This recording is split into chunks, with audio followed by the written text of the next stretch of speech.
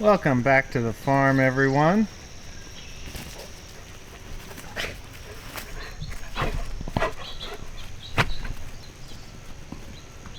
Alright, I gotta get going, dogs, so that's all you're getting today.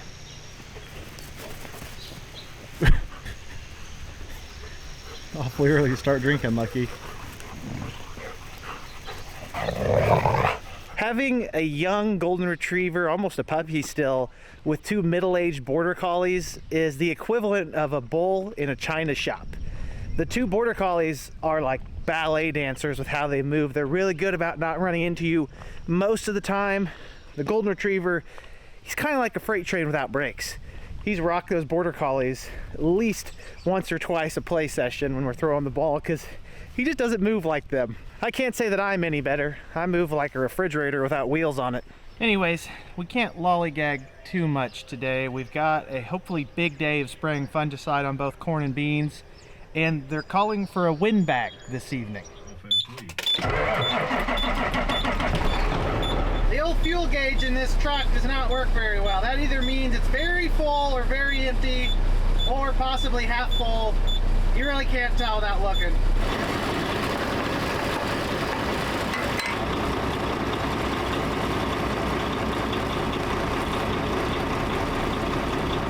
Survey says half full. Wouldn't have guessed that by the gauge. Half full for semis, probably plenty for a day.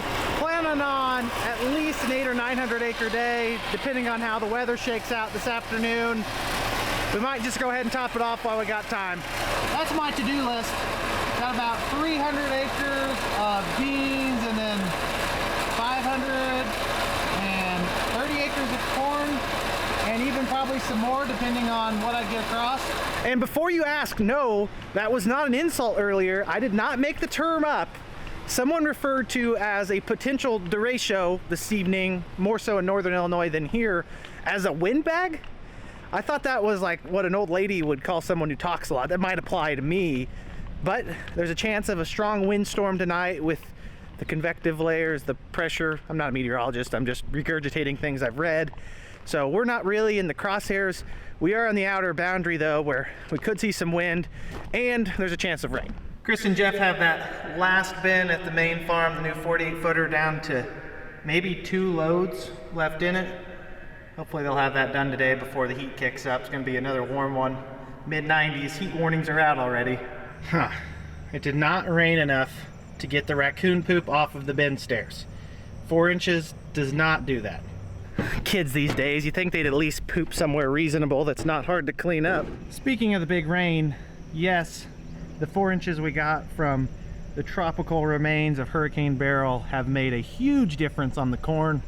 It's evened it up a lot. There's definitely still some spots like right here where compaction or nitrogen issues or maybe the side dress bar ran it over. Otherwise, I think that was a lifeline that we really needed here. Corn looks a lot better. Still a little bit uneven. It's all tasseled though for the most part, so looks good. Jeff's checking his truck over as we speak. He and Chris are gonna finish this bin off today, hopefully.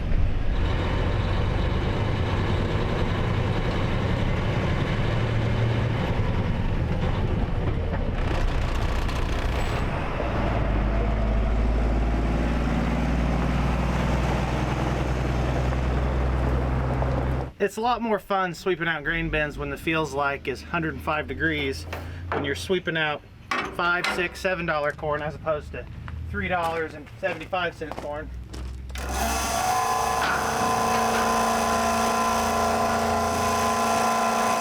Although that's a pretty intuitive statement. It's kind of like how it's more fun doing scratch-off lottery tickets when you're winning money as opposed to losing money. What do I know though? I'm just a windbag. That's no fun, we're out of road diesel.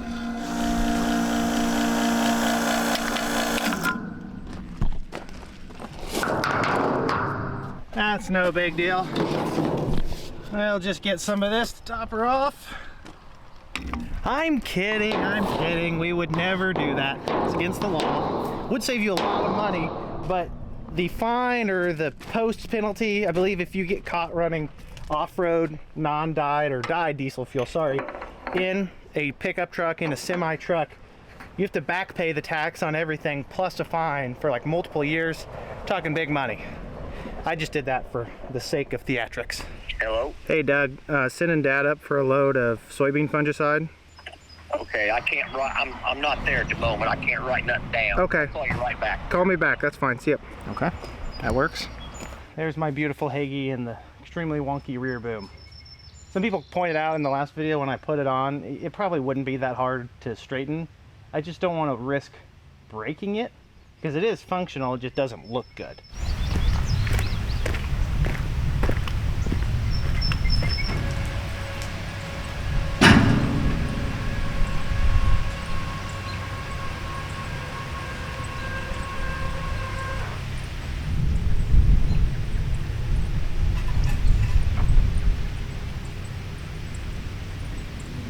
Oil's good.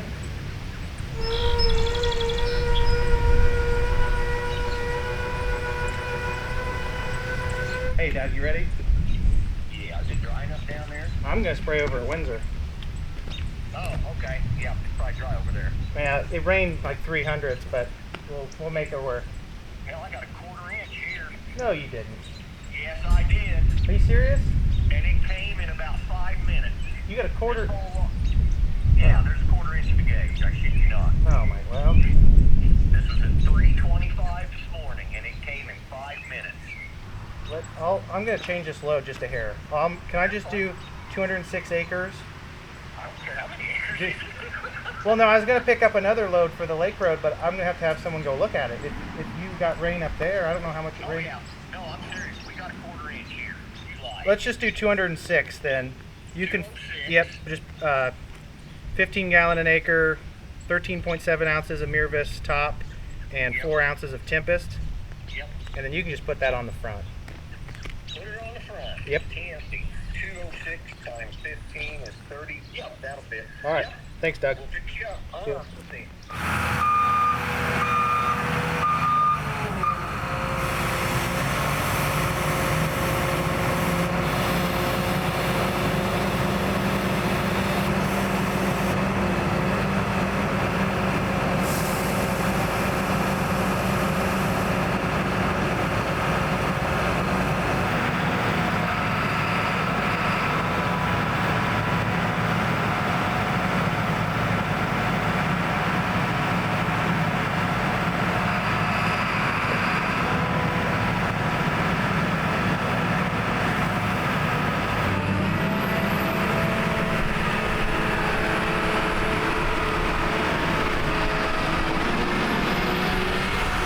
Oh boy, the rain is very frustrating news. Obviously, I'm aware that it rained a 1/2 here overnight. That's a pretty negligible amount of rain. Up there north of town, which had some fields on my route, my dispatch for the day, hearing a 1/4 inch, it's not great because it was already a little tacky still from the rain 6 days ago, the big 4-inch rain. It's mostly dried up. Big rain tonight, so now I'm kind of in a bind because I need to go check these fields before I try to spray them.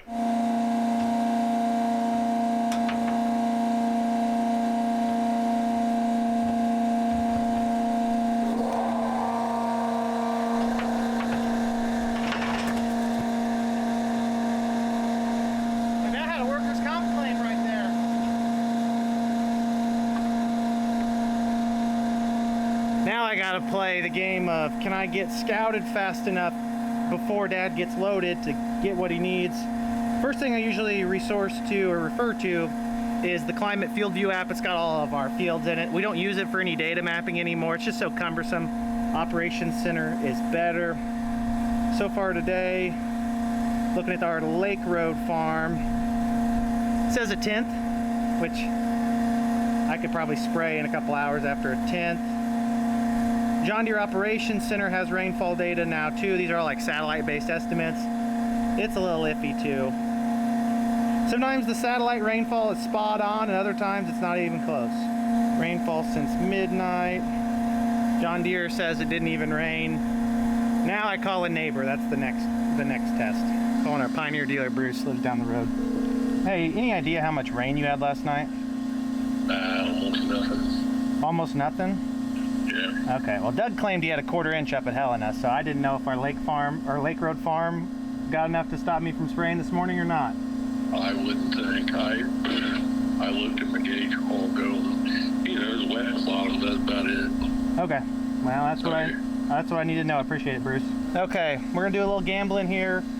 Bruce says it didn't rain. Doug says it rained a lot, about 6-7 miles to the north.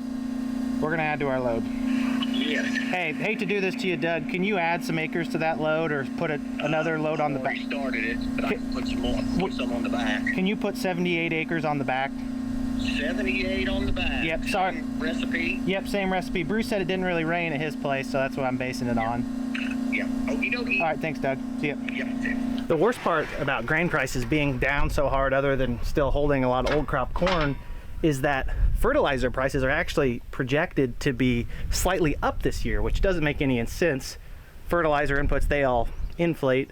Commodity prices don't seem to do so. Our yields really aren't going up enough to make up for how much everything else costs. We're just too good at growing corn in the world, unfortunately. Nature of the beast. This is kind of ironic. I pull out right behind a drone spraying rig. There's a lot of those in the area nowadays. Definitely a pretty economical way to get your fungicide on. A little limited compared to the ground rig when it comes to herbicides and carrier volume. Pros and cons to everything. There's no denying that that drone does not have to even remotely consider whether or not it rained this morning and the ground's too wet. Huge advantage there.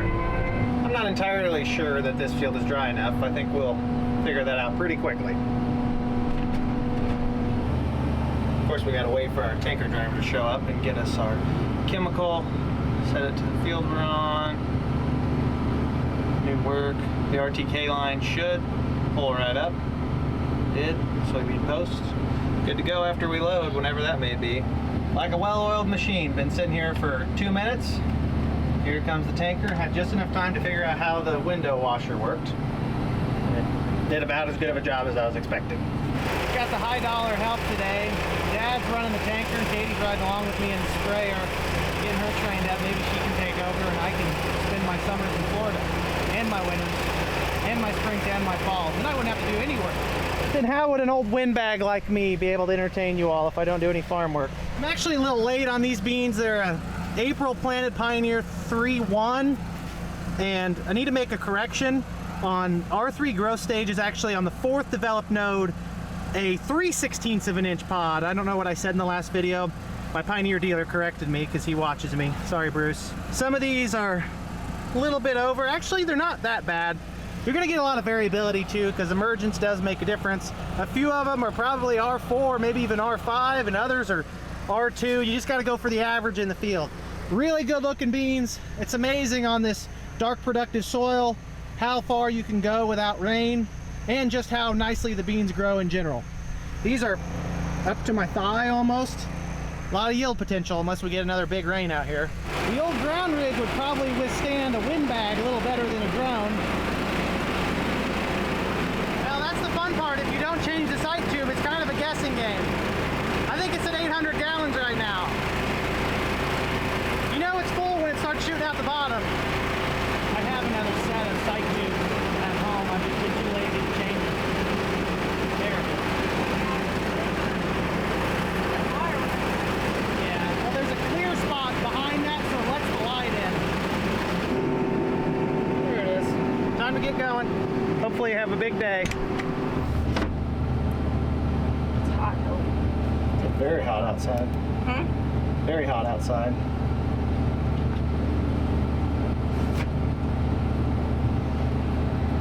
I had my agitator on, that's why the thing was reading weird.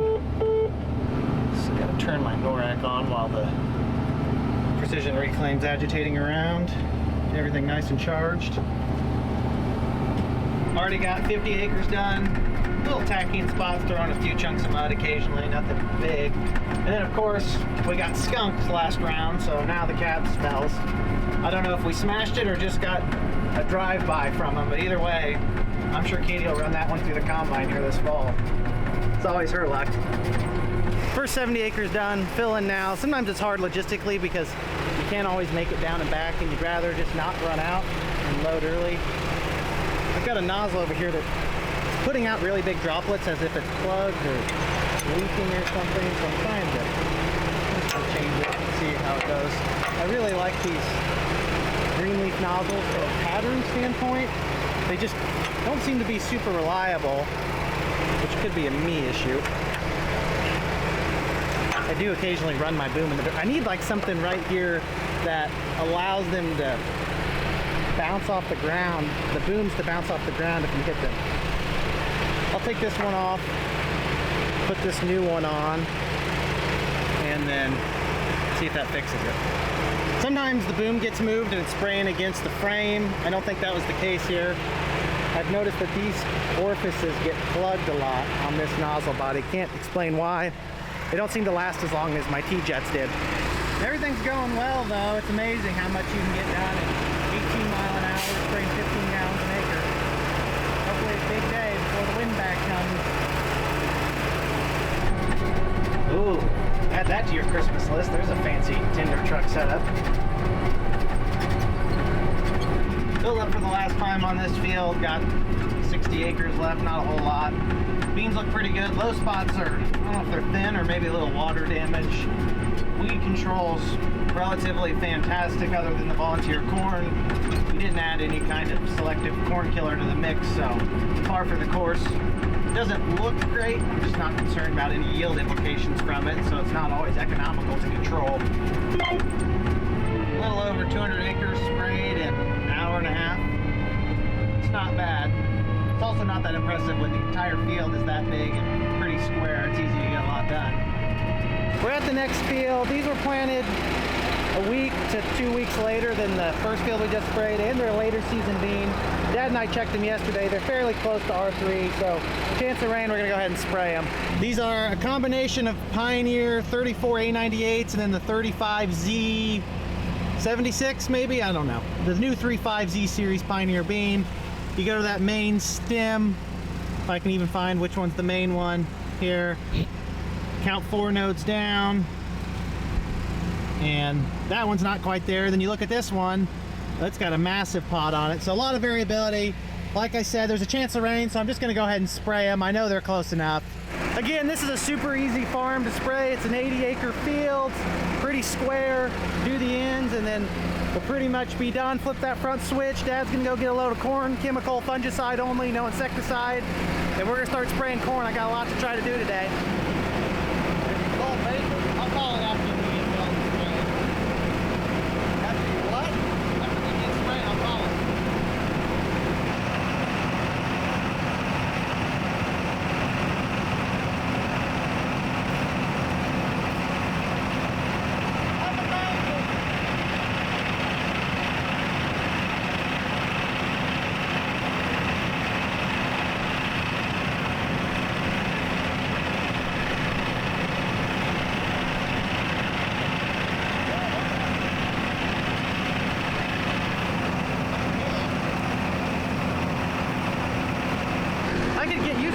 Just sitting here being pretty while everyone else does all the work.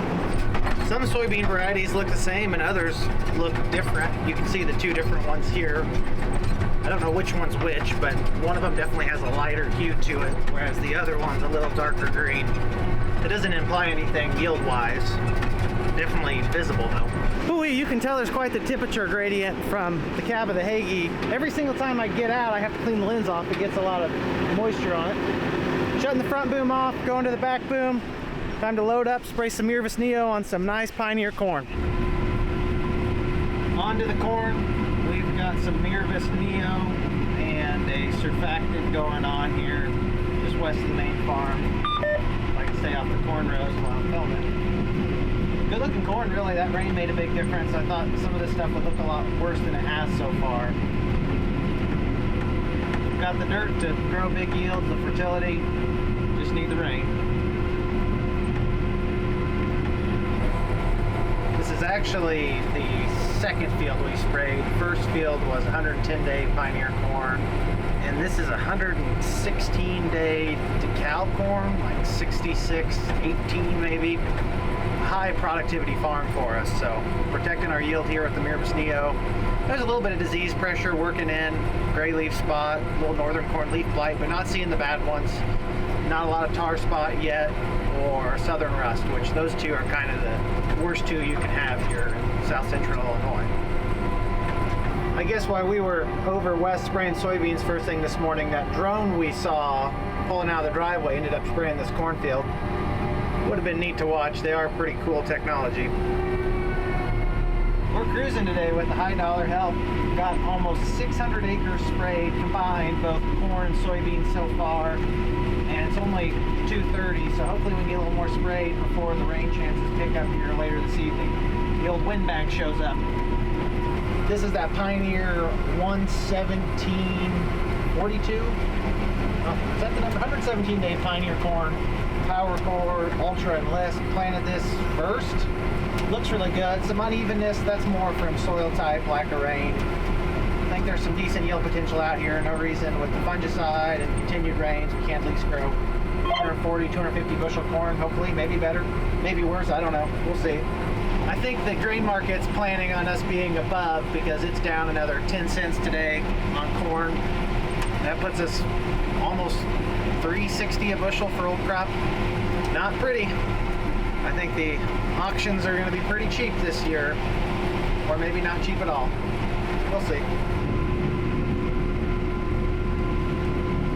One thing a drone can't do is coat the corn at 70 psi, 15 gallon an acre, getting good coverage.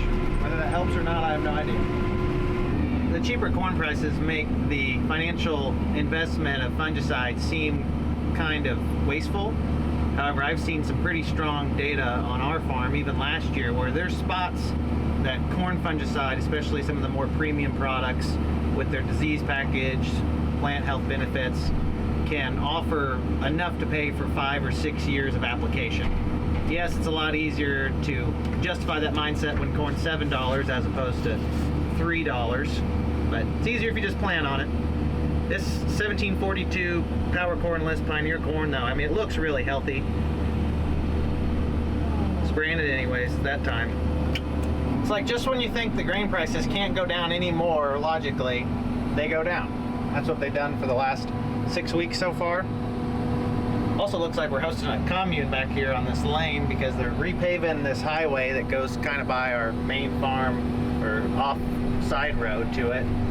And they seem to help themselves to any lanes or parking spots they need to. They had their rollers and stuff here.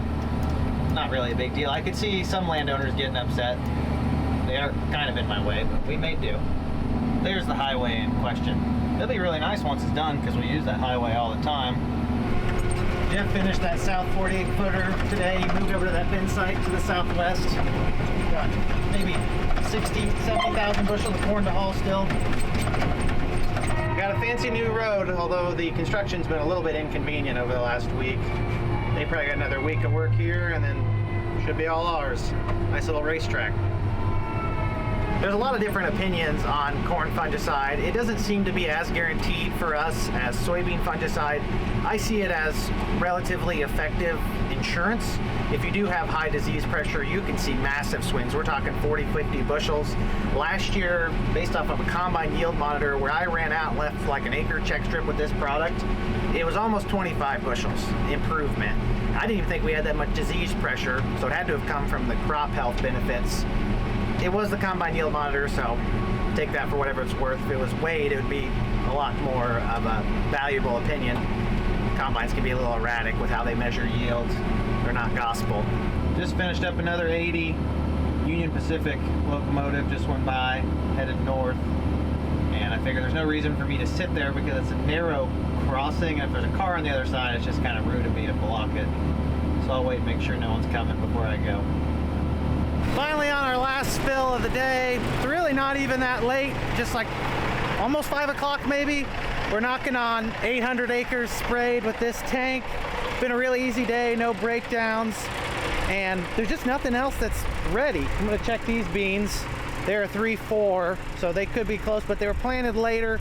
It's nice to get caught back up on spraying because if we get a rain, won't be as stressed out about it. Because again, like we said earlier, the drone doesn't have to wait on dryness. It just goes. But it can't survive a windbag. We did establish that.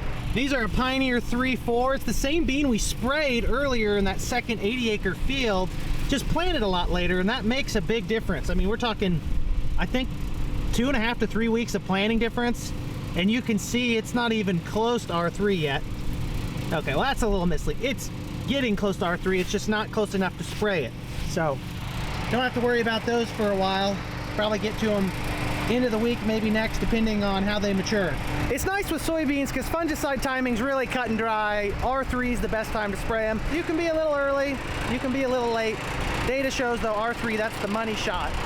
Corn, a lot of different opinions on that. There's kind of three schools of thought.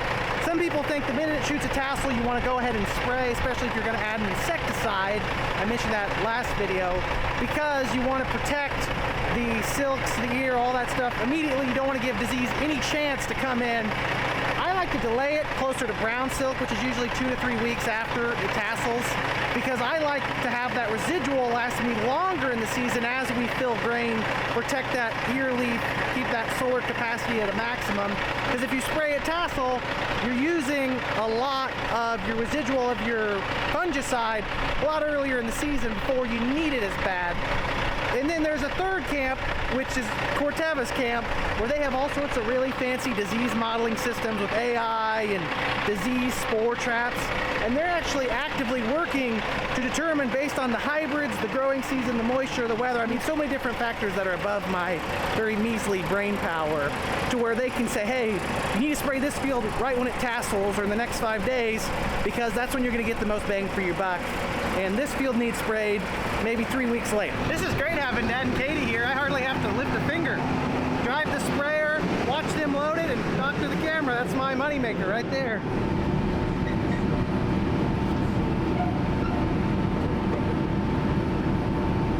I'll finish that last thought later. You just gotta take a moment to appreciate this Pioneer 14830, which was ridiculous last year, the few bags of it we had.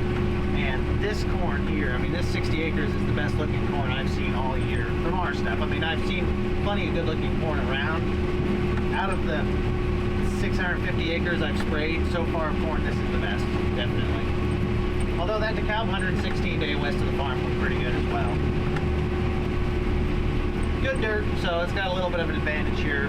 Really productive soil on the 60.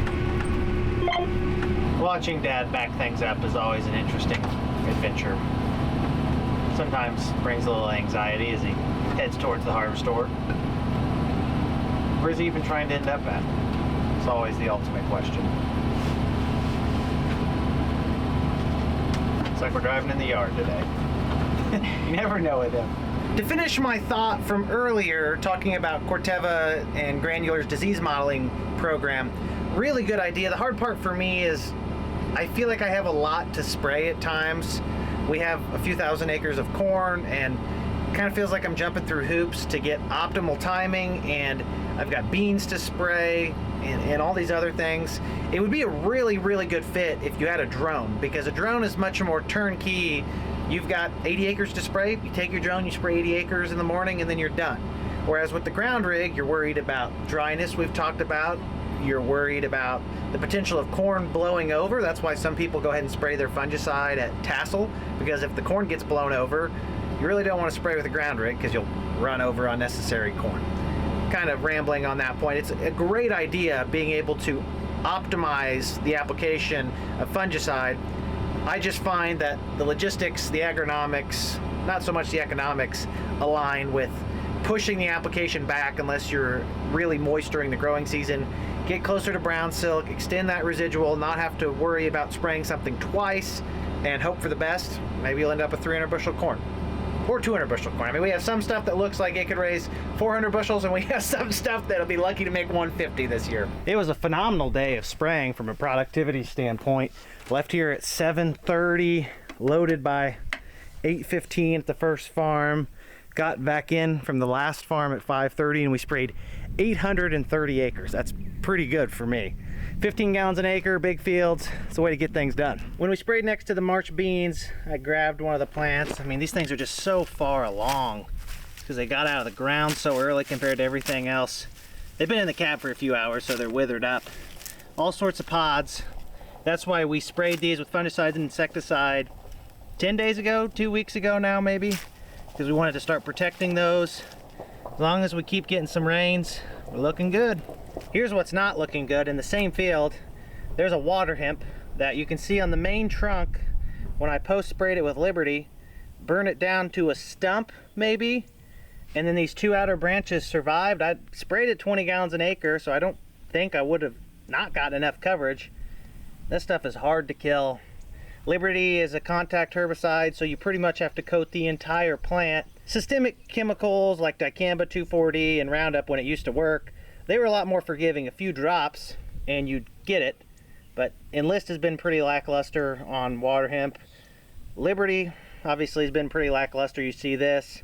I've heard of guys running Liberty and Enlist together, which is 240 and glufosinate, and they're not getting a good kill. And it's not like people are being careless when they're spraying. I mean, they are going out there, they're spraying in the right conditions, they're running high carrier volumes, big surfactant loads, and the water hemp is just not dying. It's just so resilient, tough little creature.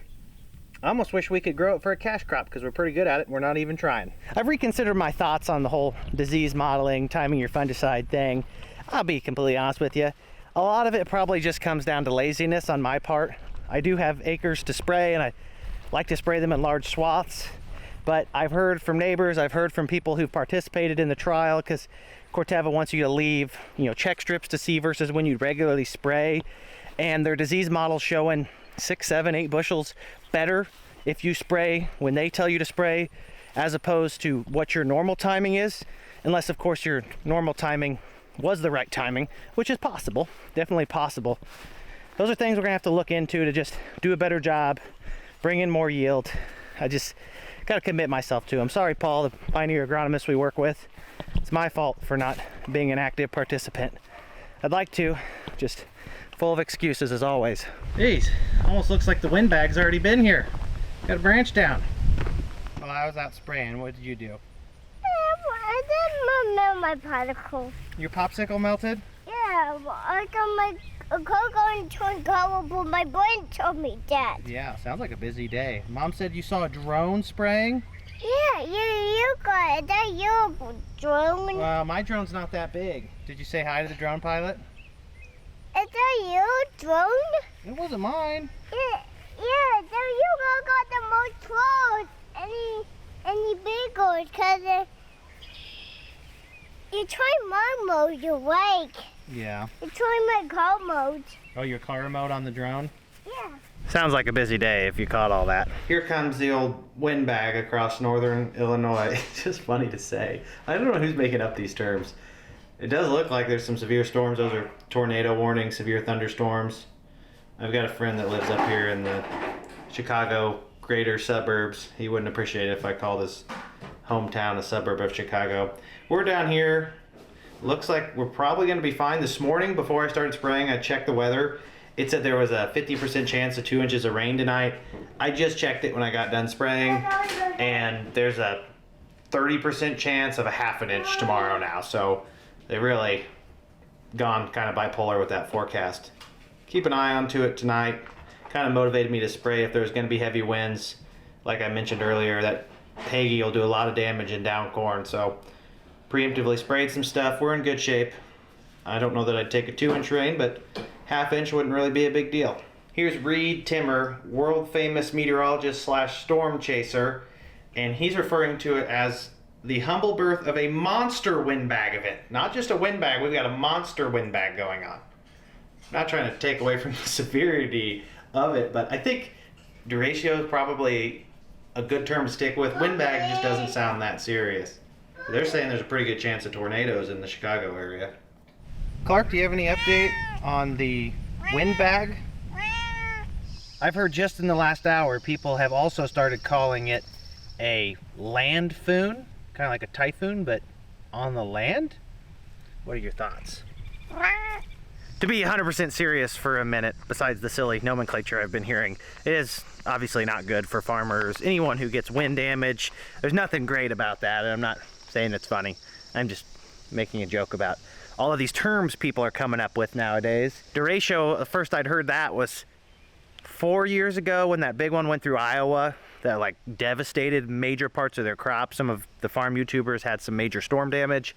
People said that for a while, and then now we've got the windbag and the land foon. Clark, if you don't cut back on the kibble, you may turn into a land foon here. A few too many birds for breakfast, I think. What happened to us, Clark? You used to be pretty good about sharing all these captured and tortured animals.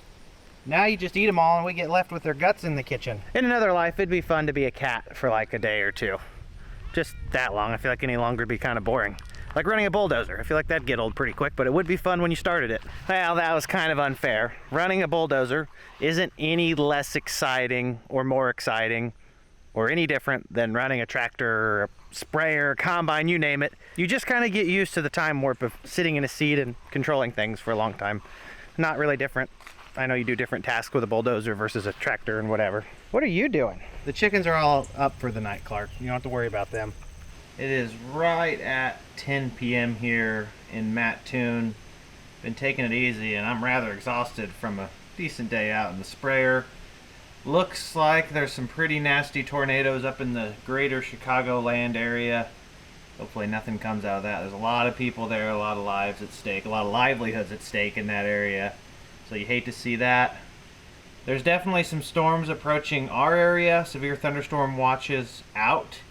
Looks like the storm should run out of steam before it gets here, hopefully. As you can see, it's kind of making its way southeast. The issue would be is if it regained some momentum, kind of recalibrated before it got down here. We do have a little warning or watch out right now. Maybe some hail, maybe some wind, or maybe nothing, which is kind of what I'm voting for right now. I must just not be cut out for this hard work stuff. I'm exhausted, so unless this is a disaster when it comes through, I may already be asleep by the time it's raining, and I'll check in the morning, or maybe I'll be awake. Maybe it'll wake me up. See what happens. By the grace of God, you guys are somehow all muck. I'm still awake. The storm moved in a lot quicker than I was anticipating. The wind has definitely picked up. I showed a max gust so far of 30 miles an hour on my weather station, and mine's kind of obstructed by trees in the yard. There's a weather station north of town that I access occasionally. They showed 44 miles an hour, which is a pretty strong wind. Obviously not damaging or shouldn't be damaging. Still a wind. There's the My Radar weather app. You can see it kind of coming across. Looks like it's picking up a little steam as it's getting closer. I'd say we might get some rain. We'll see. According to the radar, it should be here by now. The wind's not really increased at all over that 30 mile an hour gust. A lot of thunder and lightning, a lot of booming and banging going on outside, and a half a tenth of rain so far. Seems to be a pretty chill storm. Not quite the windbag I was expecting. Not exactly a land boom, ground tornado, whatever we're using right now. I'm about to head to bed. We're sitting at 1500ths right now. Keep in mind that 500ths came this morning before I got out and about. Max gust, 29 mile an hour. We'll see what this rain brings. Before it came through, it was still in the low 80s outside at 10 o'clock at night. That's how warm it was.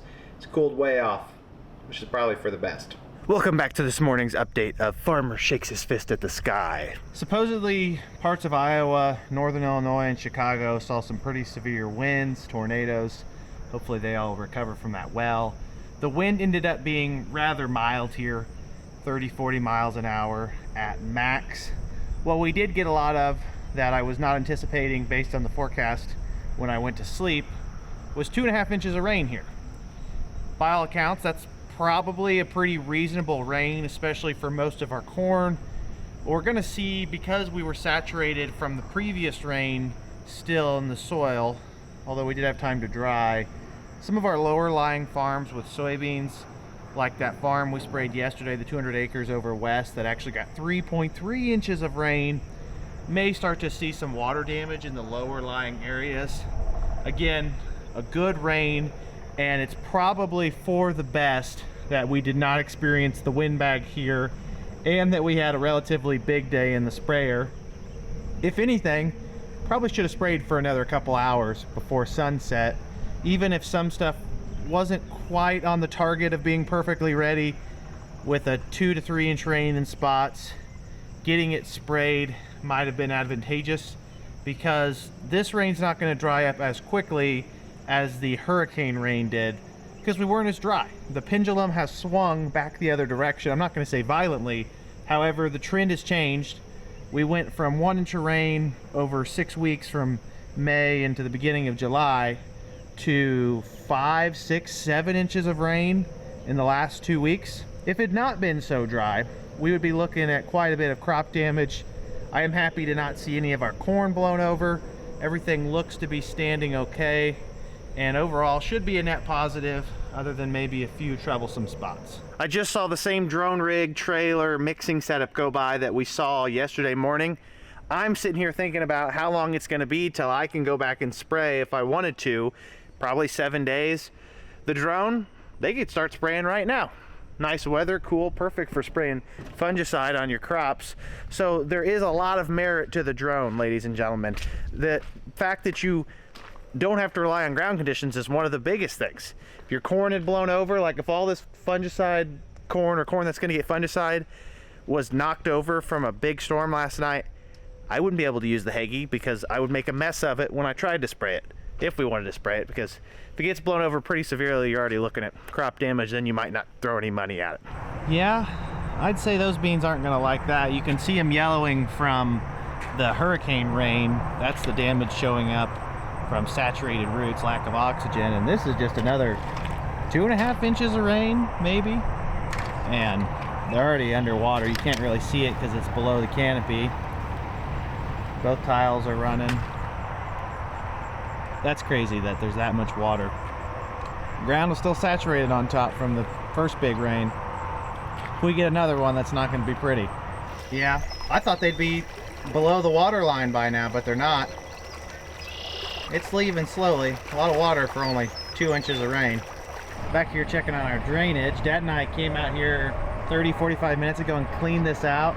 And this box right here that he's measuring was 12 inches down 30-45 minutes ago. And what'd you say it was right there? 23 inches. 23 inches. So it's drained a foot of water in that amount of time, which is pretty darn impressive.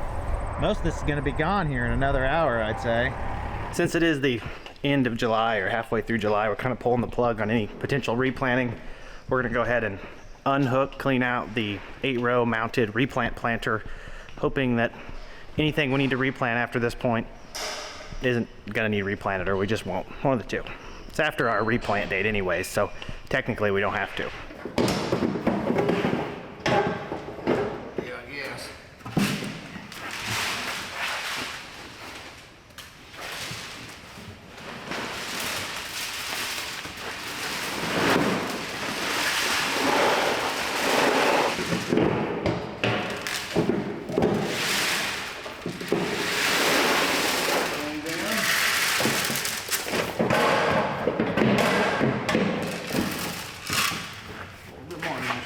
Keep twisting it.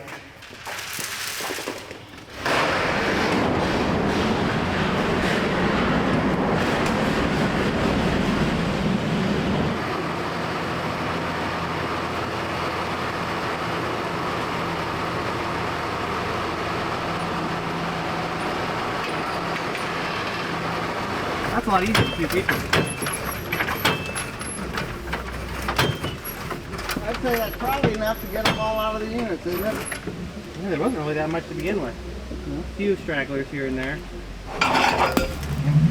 That's taking out all the way, Andy.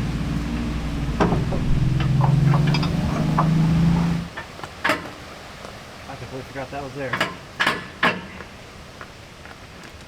We're gonna put it back where we had it over the winter, over in that corner.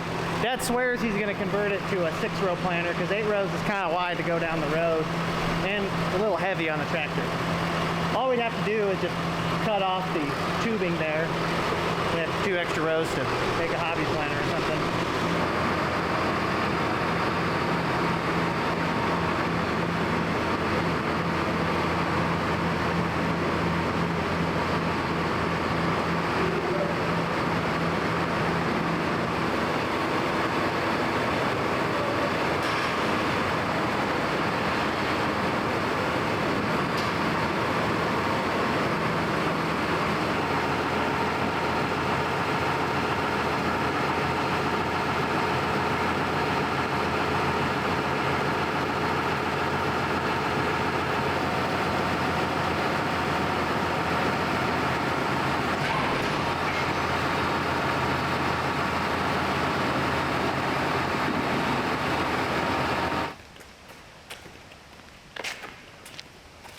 Don't forget the marker, man. Be a lot lighter if you get markers off